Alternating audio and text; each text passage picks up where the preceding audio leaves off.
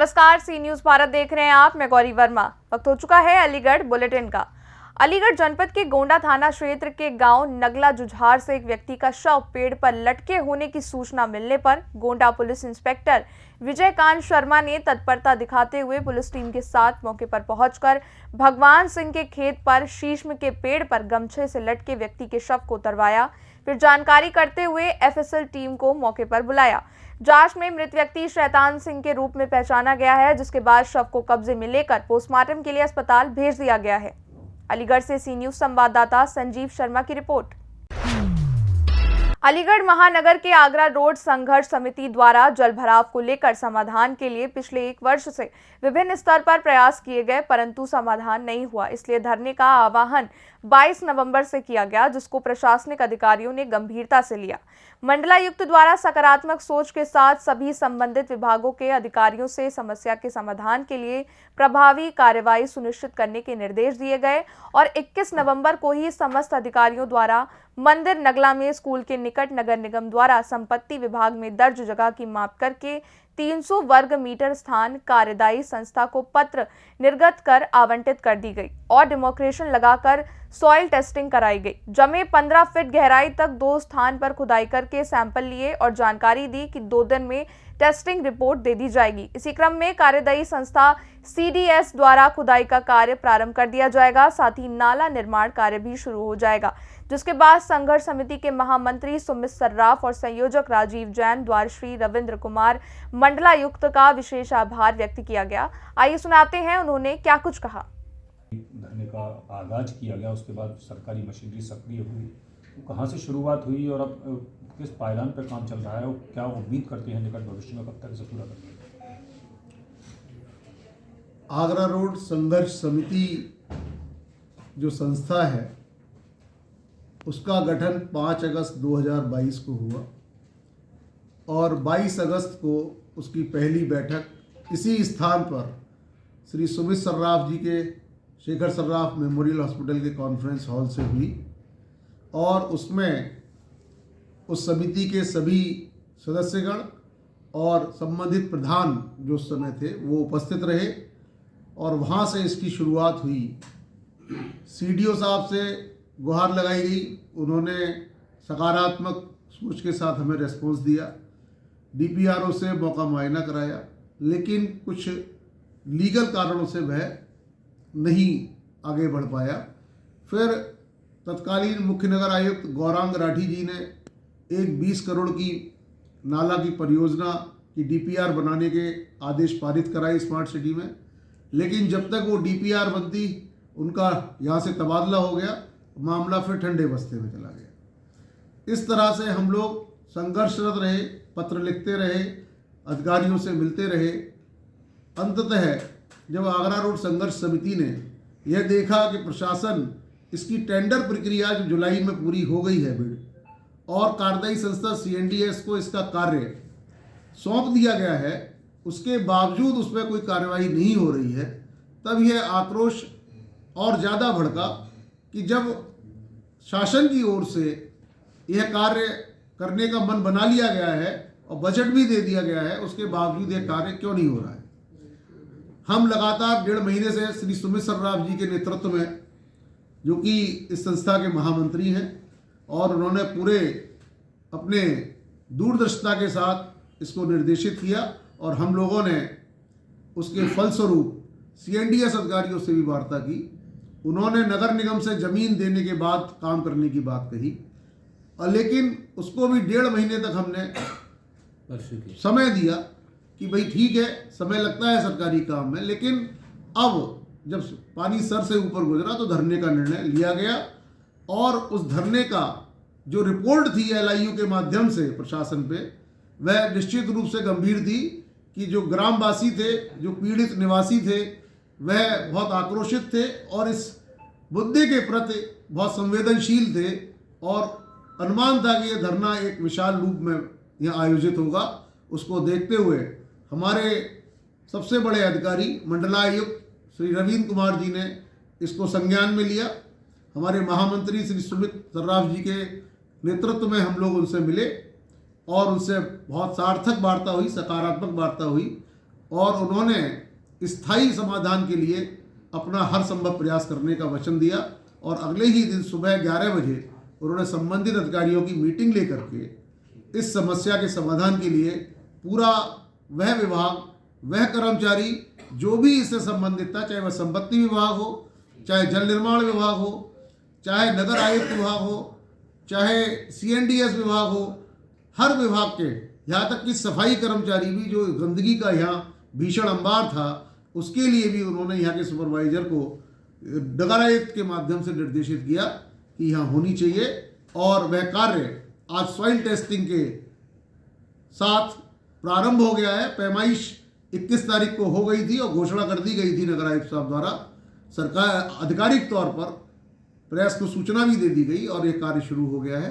Soil testing का जो report है वो 2 दिन के बाद आप तक पहुंच जाएगी और सोमवार से, जैसा प्रोजेक्ट मैनेजर CNDS का आश्वासन है कि सोमवार से सम्प वेल की खुदाई का कार्य शुरू हो जाएगा और नाला निर्माण का भी कार्य 3 दिन के बाद शुरू हो जाएगा, साथ ही साथ पैरेलल।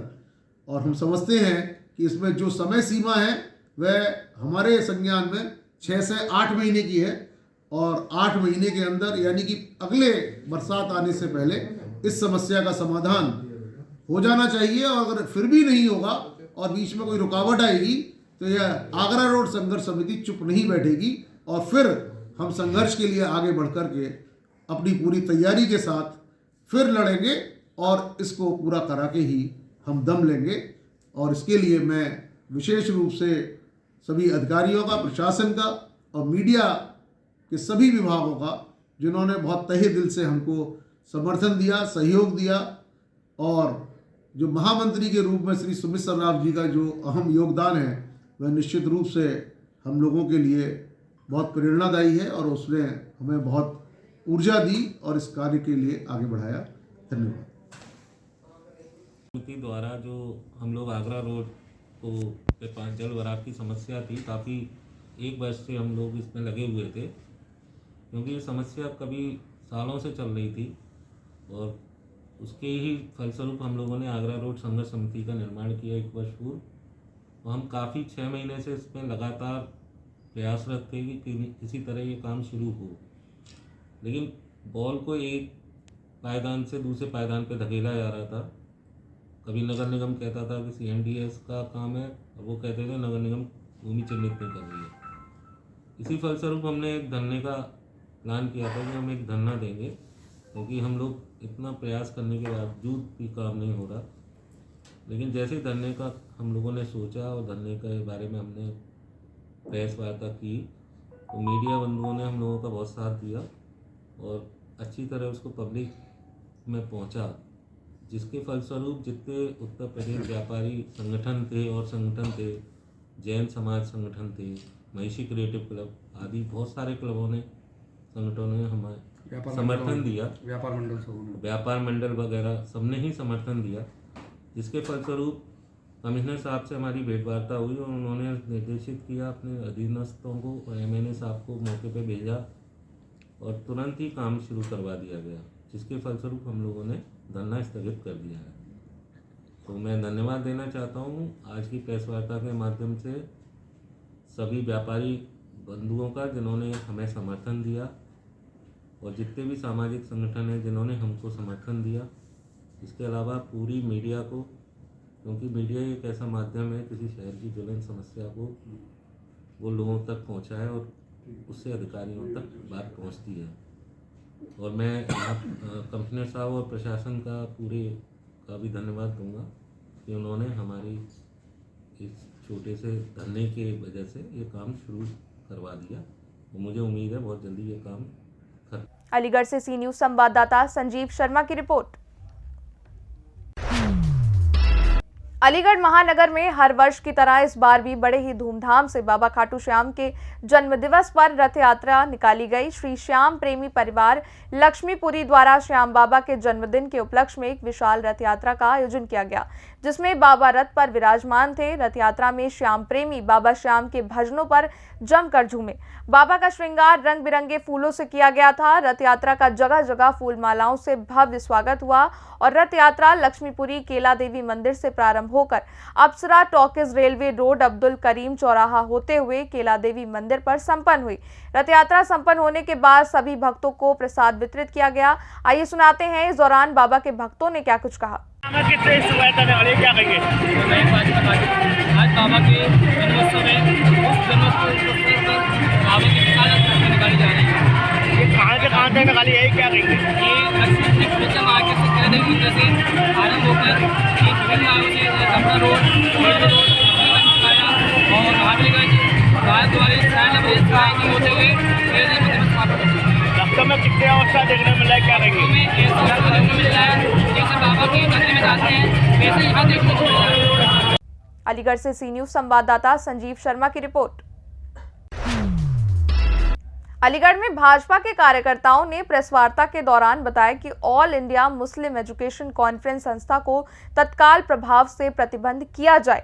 एक निजी होटल में प्रेस वार्ता के दौरान ये बताया गया कि थाना सिविल लाइन क्षेत्र के शमशाद मार्केट में सपा शासन में जमीन जिहाद के तहत शिव मंदिर परिसर मार्केट में all India Muslim education conference संस्था द्वारा दुकानों और मकान मालिकों से अवैध वसूली की जा रही है। आइए सुनाते हैं भाजपा के कार्यकर्ताओं ने प्रेस वार्ता के दौरान क्या कुछ कहा। आपकी मेरा नाम अभिषेक खंडेलवाल है और मेरी शिकायत ये है कि मेरे बाबा का जो गोकलागा चौराहे के नाम से स्थित जगह हो, वहाँ पे एक मंदिर और कुआं शिवलिंग था, उसको कब्जा मुक्त कराने के लिए मैं चाहता हूँ कब्जा मुक्त हो जाए। किस तरह से कब्जा किया गया था, क्या हुआ था? वो सपा सरकार में उस पर जमीरुल्लाह और उनके विधायक जी के द्वारा ज़बरदस्ती उसको अतिक्रमण के नाम पर उस पर चलवा कर उसको तुड़वा कर सब तो ज़बरदस्ती कब्जा करा दिया गया। क्या कंडीशन है आज? आज कंडीशन ये है कि वहाँ मकान बना दिए गए और दुकान चल रही है वहाँ पे, और उस पर वहाँ का लोग all India Muslim university conference जो उसका किराया वसूल करती है और हमको बहुत परेशान कर रखा वहाँ पे। कितने समय पुराना मंदिर था वो? 125 साल पुराना मंदिर था वो, और हमारे बाबा लाला गोकुल चंद जी जो उसकी सेवा करते थे मंदिर की पूरी। क्या हुआ उनका? उनकी कत्ल कर दिया गया 1928 में। उनका किसने किया? मुस्लिम लोगों द्वारा वहाँ का कत्ल कर दिया गया, उनका गर्दन काट के शिवलिंग पर चढ़ा दी गई। जी, इसकी शिकायत आप लोगों ने कहीं की? ठीक है, बस रहने दो। वर्ष 2013 में समाजवादी पार्टी के शासन में जो शमशाद मार्केट स्थित एक दुकान है, जिसके स्वामी मेरे बराबर में बैठे हैं यहाँ पे खंडेलवाल जी, इनकी दुकान पर अतिक्रमण के हवाले से कब्जा किया गया और इसके पीछे दबाव तत्कालीन कोल विधायक हाजी जमीरुल्लाह और तत्कालीन नगर विकास मंत्री आजम खां का था, और उस दबाव की आड़ में अतिक्रमण की आड़ में दुकान तोड़ने के पश्चात जो पीछे 400 वर्ग मीटर जगह थी जिसमें मंदिर परिसर था, जो 6 पीढ़ी पहले खंडेलवाल परिवार द्वारा चलाया जा रहा था, उसका रखरखाव करी जा रही थी, उस पूरे परिसर को भी कब्जा लिया गया, परिसर को तोड़ दिया गया और लैंड जिहाद की मानसिकता से वहां मुस्लिम समुदाय को बसा दिया गया। वर्तमान में स्थिति ये है कि all India Muslim education conference नामक जो संस्था है, जिसकी गठन मुस्लिम लीग द्वारा किया गया था, उस संस्था द्वारा वहां रह रहे मुस्लिम समुदाय से और अन्य समुदाय जो भी वहां व्यवसाय कर रहे हैं मंदिर परिसर में, उनसे किराया वसूला जा रहा है। हमारी मांग ये है कि जमीन जो भूमि है वह कब्जा मुक्त हो, मंदिर का पुनः जो निर्माण किया जाए और पूरा जीर्णोद्धार किया जाए। दूसरा, जितने भी अधिकारी लिप्त थे, जितने भी नेता लिप्त थे, जैसे कि समाजवादी पार्टी के पूर्व विधायक और पूर्व मंत्री और जो तत्कालीन अधिकारी थे जिन्होंने ये कब्जा कराया है, उन पर दंडात्मक कार्रवाई हो। तीसरा, all India Muslim education conference जो संस्था है, जो इस्लामिक रेडिकल संस्था है, उस पर पूरे राष्ट्र में बैन लगाया जाए। क्या इसकी शिकायत उच्च अधिकारियों से की गई? देखिए, जो परिवार है पीड़ित, उसने अपने विभिन्न माध्यमों से, वह न्यायालय भी गए हैं, IGRS के माध्यम से, पत्राचार के माध्यम से इस शिकायत को किए हुए हैं। अब आप लोगों के माध्यम से, मीडिया के माध्यम से इस विषय को हमें सार्वजनिक करना था। इसके बाद हम ये विषय माननीय मुख्यमंत्री तक लेकर के जाएंगे। अलीगढ़ से सी न्यूज संवाददाता संजीव शर्मा की रिपोर्ट। अलीगढ़ महापौर और नगर आयुक्त और पार्षदों ने लाभार्थियों को स्मार्ट पहचान पत्र वितरित किए। भारत सरकार के देशव्यापी विकसित भारत संकल्प यात्रा कार्यक्रम के तहत PM स्वनिधि योजना के तहत उत्तर प्रदेश में पहली बार पीएम स्वनिधि योजना के 30 लाभार्थियों को महापौर प्रशांत सिंहल, कुलदीप पांडे, योगेश सिंघल, राकेश ठाकुर और अन्य ने संयुक्त रूप से पथ विक्रेता पहचान पत्र स्मार्ट कार्ड को विस्तृत कर विकसित भारत संकल्प यात्रा के तहत भारत सरकार और उत्तर प्रदेश सरकार की जनहित योजनाओं को जनता तक पहुंचाने का संकल्प दिलाया। वहीं महापौर प्रशांत सिंघल ने कहा कि प्रधानमंत्री और मुख्यमंत्री के नेतृत्व में विकसित भारत का स्वप्न आने वाले वर्षों में सिद्ध होगा। इस मौके पर अपर नगर आयुक्त राकेश कुमार यादव, मुख्य कर निर्धारण अधिकारी अशोक कुमार सिंह समेत कई लोग मौजूद रहे। कहता हूँ कि ये विकसित भारत संकल्प यात्रा के तहत जो आपको आज ये कार्ड मिला है, ये आपको एक नई पहचान दी है सरकार ने, जिससे आज विकास के पथ पर आप सरकार के संग जो 2047 में विकसित भारत का सपना हमारी सरकार देख रही है, उसमें भी भागीदार बने। आप सरकार जानती है कि भारत का विकास समाज के हर वर्ग, हर क्षेत्र के लोगों को साथ लेकर आगे बढ़ने से ही हम विकसित भारत के सपने को पूरा कर सकते हैं। तो उसी के तहत जो नगर निगम की ये पहली पहल है कि आज एक यूनिक आइडेंटिफिकेशन कार्ड जो आपको मिला है, आज आपको अपनी पहचान मिली है और जो स्वरोजगार योजना के तहत विभिन्न प्रकार के लोन और आगे आने भविष्य में विभिन्न तरीके की जो गवर्नमेंट की स्कीम होंगी वो डायरेक्ट आप तक कैसे पहुंचेगी, उसकी एक पहल है। मैं आप सबको बहुत बहुत बधाई देता हूं और ऊपर से यही प्रार्थना करता हूं कि भारत के विकास में पथ पर आप सब लोग एक साथ मिलकर 2047 में विकसित भारत के अलीगढ़ में कितने लाभार्थी हैं और कितना रजिस्ट्रेशन हुआ? ये लगभग हम लोगों ने अभी 5000 लाभार्थी जो हैं उनके लिए कार्ड तैयार करवाए हैं और ये केवल नगर निगम अलीगढ़ की पहल से हम लोगों ने खुद इसको डिज़ाइन किया है। और जो प्रीवियस कार्ड था, जो कि एक कागज़ का कार्ड था, उसको ड्यूरेबल ना होने के कारण हम लोगों ने इस तरीके से डेवलप करवाया। सर, अभी तक लाभार्थी कितने का लोन किस कैटेगरी में ले रहे हैं? इसमें संख्यात्मक रूप से आपको विस्तृत जानकारी मैं अलग से दे दूंगा, लेकिन बहुत सारे लोग हैं, लगभग 25,000 लोग हैं जिन लोगों ने इस स्कीम का फ़ायदा लिया है। और बहुत सारे ऐसे लोग हैं जिन्होंने पहली किस्त अपनी जो 10,000 की थी उसको वापस करके द्वितीय जो उनकी लोन लिमिट है उसको भी अचीव किया है। आज जो इवेंट हुआ है इसका मकसद क्या है? इसका मकसद ये था कि लोगों को जागरूक करना कि विकसित भारत संकल्प जो हम लोग ले रहे हैं उसके तहत हम लोग ग्राउंड लेवल पे क्या काम कर रहे हैं, हमारे जो ग्राउंड लेवल पे लास्ट तबका का जो व्यक्ति है उसको हम लोग क्या फ़ायदा पहुंचा रहे हैं। जो हमारा सीड है आने वाले 2047 में जो डेवलप भारत को एक दिशा देगा, उसके लिए हम क्या काम कर रहे हैं, उसके लिए था। क्या है, शमशाद मार्केट पर मेरी कन्फेक्शनरी की दुकान है। मुझे नगर निगम द्वारा प्रधानमंत्री जी की योजना के बारे में कुछ मालूमात प्राप्त हुआ, जानकारी प्राप्त हुई। मैं नगर निगम गया, नगर निगम जाने के बाद मैंने जानकारी प्राप्त करी। उसके बाद मुझे 10,000 रुपये का बैंक द्वारा और नगर निगम द्वारा ऋण प्राप्त हुआ। उसको मैंने 1 साल के अंदर पूरा ऋण चुकाया। उसके बाद थोड़े दिन बाद फिर मैंने अप्लाई किया, फिर 20,000 रुपये का मुझे लोन प्राप्त हुआ। उसको भी मैंने अपने सही तरीके से अपने काम में लगाकर उसका बेनिफिट उठाकर उसको भी। कैसी योजना, किसी योजना? बहुत अच्छी योजना है, मोदी जी की योजना है। और ये गरीब तबका जो छोटे दुकानदार हैं जिनको ब्याज पर पैसा लेना पड़ता था, वो आज नगर निगम द्वारा और बैंक द्वारा कम ब्याज पर पैसा आपको क्या मिला है? आज मुझे कार्ड मिला है ये वाला, अमित कुमार चौकिया के नाम से। कैसा लग रहा है? बहुत अच्छा फील हो रहा है। और बाकी आप लोगों का सब अमित कुमार गुड़िया, क्या किस तरीके का फायदा लिया था आपने? मैंने लिया था 10,000 की लोन ली थी। किस योजना के तहत? धकेल के लिए। मोदी जी की योजना? हाँ, मोदी की योजना से। कब लिया था? फिर के बाद वो पटा दी, फिर उसके बाद मैंने 20,000 की ली थी। 5वीं किस्त में चली गई है। कैसी है ये योजना? योजना बढ़िया है वैसे। क्या लगता है गरीबों को इससे फायदा हो रहा है? हाँ, हो रहा है। आपको फायदा हुआ? हाँ, हमको भी हुआ। हमको जगह नहीं मिली, मतलब ठीक आगे, मतलब ढकेल बार हटाते हैं रोड पे से। पैसे से क्या फायदा हुआ? पैसा जो लिया? पैसे से सब बात से फायदा हुआ है। पैसे से क्या किया आपने? हमने काम बढ़ाया है, वही सब्जी का, रोजमदारी का जो मिल जाता। बनी? हाँ बनी, किस्त भी भरी थी। क्या रुपये रोज कमा लेते? वो 300-250 रुपये कमते हैं, मतलब फायदा हो रहा है? हाँ हो रहा है। अपनी किस्त भी जमा हो रही है, खाने को भी मिल रहा है, रोटी सूखी। आज क्या मिला है आपको? आज तो हमने लाया ही नहीं, हमारी बाहर खड़ी है। नहीं, आज कार्ड नहीं मिला। कितने लोगों को कार्ड डिस्ट्रीब्यूट? विकसित भारत संकल्प यात्रा के तहत आदरणीय प्रधानमंत्री द्वारा जो 2047 तक का जो उनका सपना है कि भारत को विकसित देश डेवलप करने का, उसके तहत समाज के हर वर्ग को जो पथ विक्रेता है उनको एक पहचान उनको मिले, उस पहचान पहुंचाने तक की उनकी मुहिम को आज ये नगर निगम द्वारा उत्तर प्रदेश में पहला नगर निगम जिसमें ये योजना चालू करी गई है। इससे ये कि जो जिनको आज ये कार्ड मिले हैं और आने वाले टाइम में जो कार्ड मिलेंगे वो अपने आप को गौरवान्वित महसूस करेंगे। और मुझे पूरा यकीन है कि उनमें एक नई ऊर्जा का संचार होगा, जिससे वो अपने को भारत के विकसित करने में अपने को मदद करेंगे। क्या लगता है मोदी जी ने विजन दिया 2047 तक? मुझे पूरा यकीन है, मेरे ख्याल हम सब बहुत गौरवान्वित है कि जो विजन उन्होंने सेट किया, हम सब लोग पूरा भारत उसके लिए अग्रसर है और समाज के हर वर्ग, हर क्षेत्र के लोगों को साथ लेकर, क्योंकि जब समाज के कोने में बैठे हुए लोगों का भी आगे बढ़ेंगे तब ये देश आगे बढ़ेगा। उसी के साथ को लेते हुए प्रधानमंत्री मोदी जी ने जो योजना रखी है वो पूरी होगी और 2047 में हम विकसित देश डेवलप होंगे। अलीगढ़ से सी न्यूज संवाददाता संजीव शर्मा की रिपोर्ट। अलीगढ़ महानगर के जवाहर पार्क में बाहर से आए स्कूली छात्र छात्राओं ने वेस्ट ऑफ आउट वस्तुओं का किस तरह से प्रयोग करना चाहिए इसके बारे में संक्षिप्त में बताया। एक छात्रा ने बताया कि मेरे साथ मध्य प्रदेश से भी छात्राएं हैं जिन्होंने यहां पर पड़े कूड़े में से पत्तों को निकालकर प्रधानमंत्री नरेंद्र मोदी जी की तस्वीर बनाई है, जिसको देखने के लिए सभी आ रहे हैं। वहीं नगर आयुक्त अमित असीर ने बताया कि इन बच्चों की टीम ने वेस्ट वस्तुओं से जो प्रधानमंत्री की आकृति बनाई है वो काफी सराहनीय है। और आप लोग क्या टीम है, कहाँ? सर मेरा नाम बरखा रावत है और ये मेरी टीम जो है, हमारी टीम मध्य प्रदेश से है। मध्य प्रदेश से मैंने अपने टीम को बुलाया था और कुछ अलीगढ़ के भी हैं मेरी टीम।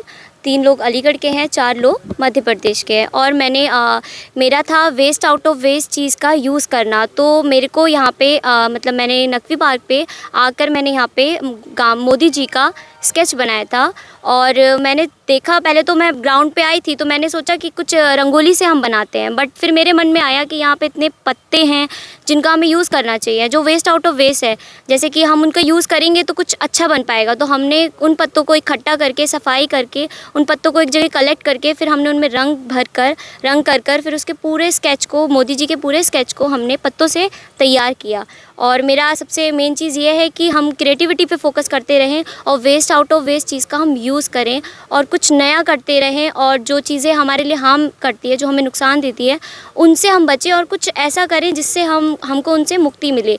और जैसे हम इनका खाद में भी प्रयोग कर सकते हैं और ऐसे ही हम रंगोली भी बना सकते हैं, काफ़ी सारी चीज़ें का हम इसमें यूज़ कर सकते हैं। कितनी बड़ी पेंटिंग है, कितना टाइम? ये 3500 वर्ग फीट पेंटिंग हमने पूरी बनाई है और इसको टाइम कल हमने 5 बजे से शुरू किया था सुबह मॉर्निंग में, और हमने आज अभी कंप्लीट किया है ये पूरा, मतलब आज कंप्लीट किया है 3 बजे तक कंप्लीट किया है। किसी एनजीओ से या इंडिपेंडेंट? मैं इंडिपेंडेंट मैंने इसको किया है और मेरी टीम है एक, तो मैंने इंडिपेंडेंट ये पूरा काम किया है सेल्फ। मेरी टीम में मध्य प्रदेश से है और अलीगढ़ से हैं जी। जवाहर पार्क में किस तरह की आकृति बनाई गई है? ये हमारे जो बच्चियां हैं, इनकी टीम ने एक बड़ी अच्छी आकृतियां बनाई हैं माननीय प्रधानमंत्री जी की, और हमारे लिए इसलिए बड़ा इम्पोर्टेंट हो जाता है क्योंकि विकसित भारत संकल्प यात्रा हमारे ज़िले में अभी चल रही है। नगर निगम भी उसमें बढ़ चढ़ के पार्ट ले रहा है और एक बड़ा अच्छा मैसेज बच्ची ने देने की कोशिश की है कि जो वेस्ट है हम उसको किस तरीके से डिफरेंट तरीके से यूज़ कर सकते हैं। आने वाले समय में ये एक मिसाल बनेगा और लोग इसी तरीके की चीज़ों का वेस्ट टू वेल्थ जिसको बोलते हैं, कचरे से कंचन का जो कार्यक्रम है उसको बच्चे आगे बढ़ाएंगे तो वेस्ट की वैल्यू लोगों को पता लगेगी। सर एक अपील भी करेंगे, पॉलीथीन तमाम वेस्टिंग पड़ी हुई और तमाम तरीके से। हाँ, इसमें हम लोगों का अभी एक प्रोसेस चल रहा है। हम चाहते हैं कि घर घर में ये बात जाए, तो उसके लिए हम लोग जो बच्चे हैं उनके स्कूल्स में हम बात करेंगे, उनके करिकुलम में सफाई, खासकर अलीगढ़ में जो समस्याएं हैं सफाई से संबंधित, उनके ऊपर बच्चों को ध्यान आकर्षित हो और वो बच्चे अपने माता पिता से क्या अपेक्षा करें, जिसके कारण जो आज की डेट में सेग्रीगेशन ना हो पाना, नालों में पॉलीथीन और इन सब को प्रवाह करना, इन सब समस्याओं का हल निकले। तो हमारे बच्चे हमारे साथ हैं तो बिल्कुल ये शहर एकदम क्लीन हम करवा पाएंगे। आने वाले समय में सबको बधाई देता हूँ। अलीगढ़ से सी न्यूज संवाददाता संजीव शर्मा की रिपोर्ट। देखा जाए तो वाकई अलीगढ़ के बच्चों ने कमाल कर दिखाया। हम ना जाने कितनी चीज़ों को बेकार समझकर फेंक देते हैं, लेकिन उन्हीं चीज़ों का सही इस्तेमाल हमें पता हो तो हम क्या कुछ नहीं कर सकते। कूड़े के पत्तों को तस्वीर में बदल दिया गया। क्या ये रोचक नहीं है? यकीनन ये अद्भुत कलाकारी देखकर पीएम मोदी भी हैरान जरूर होंगे। फिलहाल अलीगढ़ बुलेटिन में इतना ही। देश और दुनिया की तमाम बड़ी खबरों के लिए बने रहे सी न्यूज़ भारत के साथ। हर खबर आपके साथ, आपके हाथ।